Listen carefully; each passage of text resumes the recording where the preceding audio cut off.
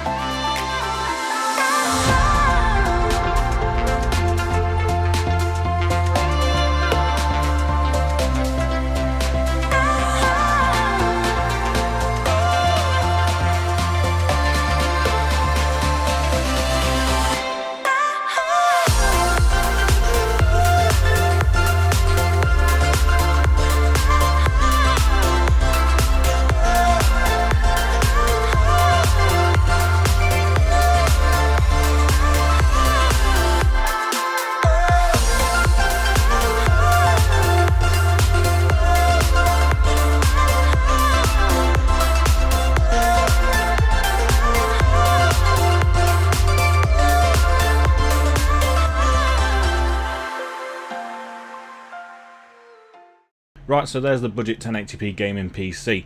Now originally they looked on a website for a pre-built PC and showed me the specifications and asked basically whether I could build a PC for better for the same sort of money. And I had a look at the specs and thought that I could. Now the original specs were as follows. I'll put these up on the screen. It was a Corsair CX4 5450 watt power supply with an AMD Ryzen 3 3100. Asus Prime A320 MK board, so that's a micro ATX board, just 8GB of Corsair LPX 2400, a GeForce GTX 1650 4GB, it doesn't mention the brand, and just a 1TB Seagate Barracuda. Now I thought straight away I could do a much better build for the same sort of money, so let's talk about the parts that I used. So I used the 3100 as per this PC, but I went for a B450. I went for the MSI B450M Mortar Max, which was compatible straight out of the box with the 3100, which is what I was after, so I didn't have to mess around because I don't have another AMD CPU to use. Now with this I then went for the GTX 1650 Super, so I upgraded the graphics card, so it's better graphics card in there than what was in the pre-built. And I doubled the RAM, so I doubled it to 16GB, and also went for 3000 MHz RAM as well, so faster and more of it. Also with this I managed to squeeze in a 240GB Western Digital Green M.2 SATA SSD, and I also got the 1TB hard drive in there for mass storage.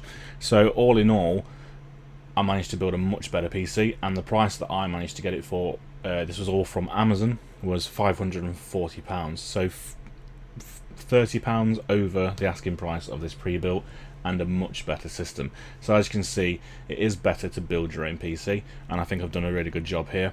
I did do a few benchmarks as well, and I'll put those results up on the screen as well.